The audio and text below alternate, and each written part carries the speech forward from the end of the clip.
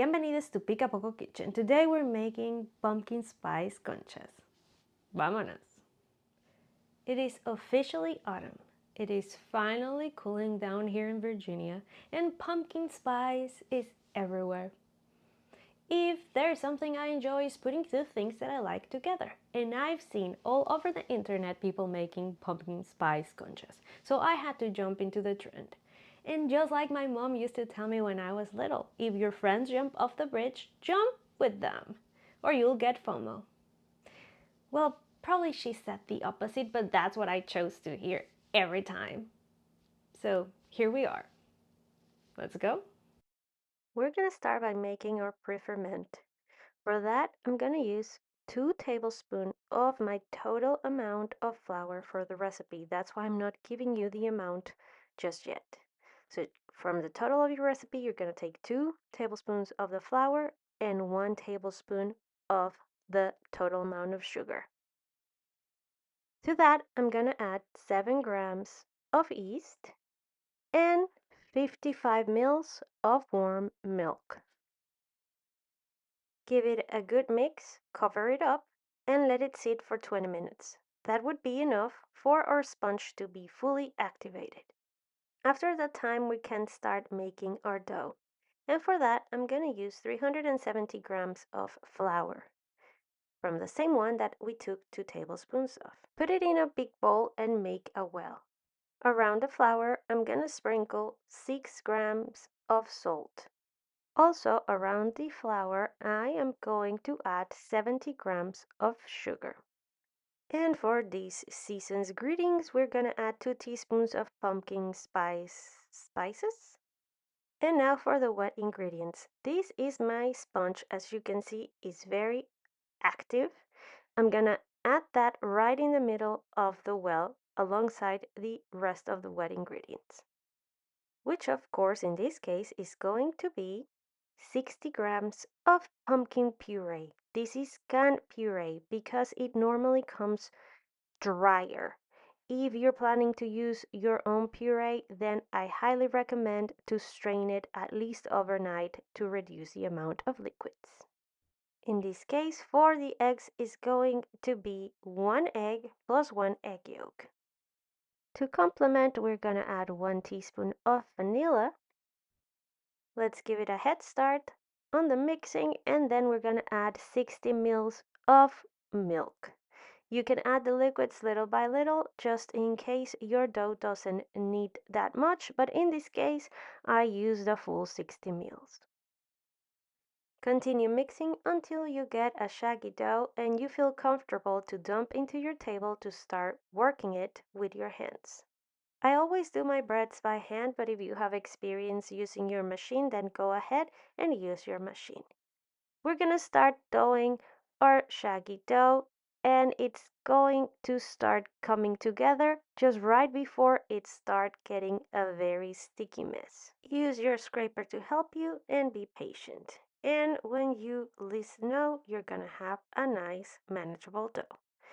Then is when we're gonna start adding 100 grams of butter. The butter has to be room temp. Add 1 piece at a time until you're done with your entire batch. After you finish adding the butter, bring it back to the table and start making folds with your dough. This is where the hard work is gonna start, but be patient. Dough for at least 15 minutes. Cover your dough, wash your hands, and take a break. When you come back, you will notice how your dough little by little becomes easier to work with. Let's begin another 15 session of foldings. At this moment, my dough was still very wet, and it is normal because of the amount of water content that this dough has. So sprinkle just a little bit of flour to help you so you don't lose your mind. Take as many breaks as you need. When we modify an original recipe, especially by adding more liquid, it is normal to take longer than regular to achieve what we're looking for. Now that my dough is ready, I'm gonna cover a bowl and the dough with a little bit of oil, and I'm gonna let it rise for 2 hours. Cover your dough so it doesn't form a crust. And while we wait, we're gonna make the concha covering. For that, we're gonna use 100 grams of butter, 100 grams of powdered sugar, and 100 grams of flour. Using your fingers, break down the butter until you create a paste. I'm also going to flavor the coverings with 1 teaspoon of pumpkin spice and 1 teaspoon of vanilla.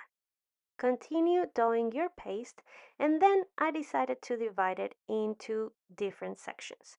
I'm gonna leave half of it white, and I'll be adding some gel food coloring to make some orange and just a little bit of green.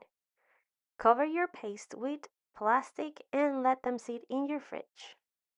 This is my dough. After 2 hours, we're gonna punch the air out of it, then bring it to the table to divide and bowl.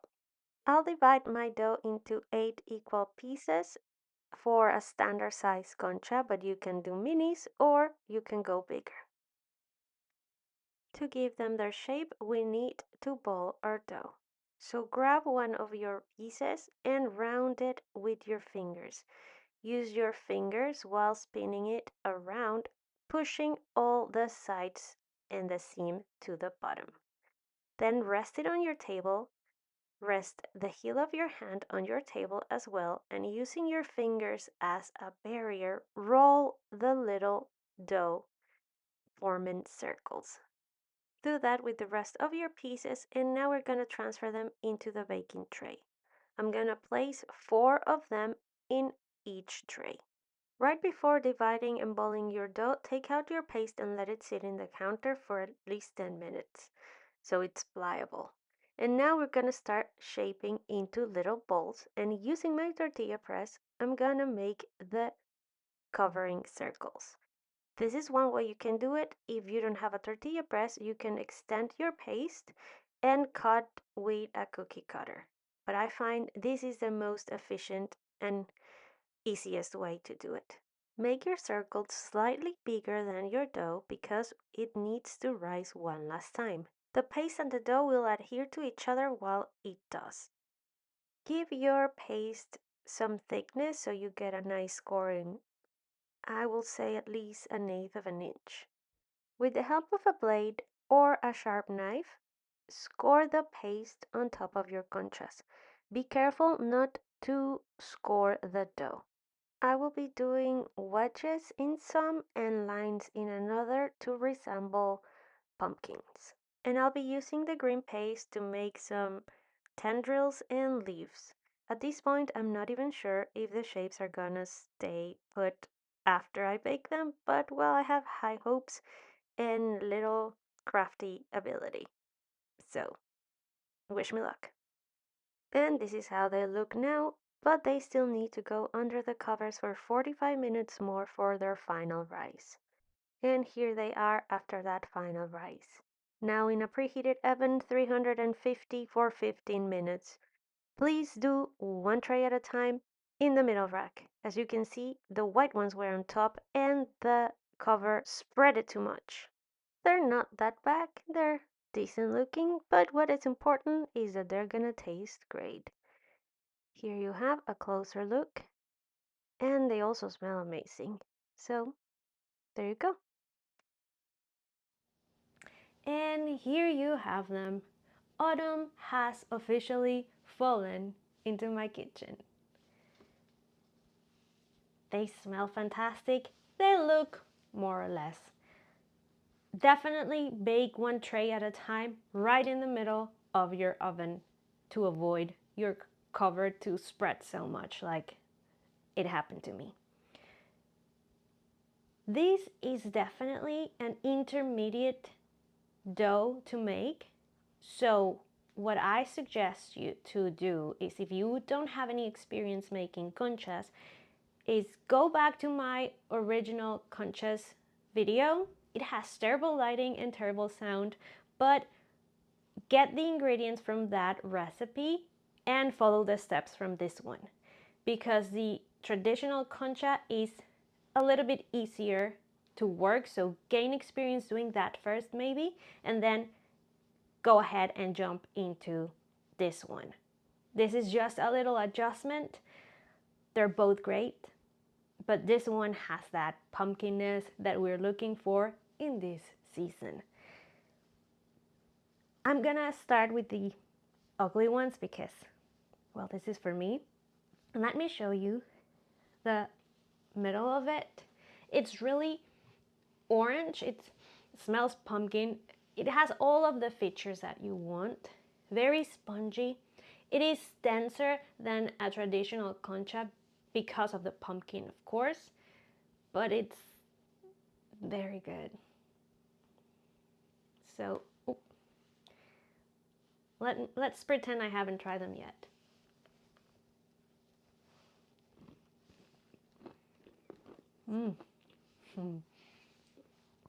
It is not dry at all, and that's thanks to the butter that we added, that even though it made it hard to work, it's worth it.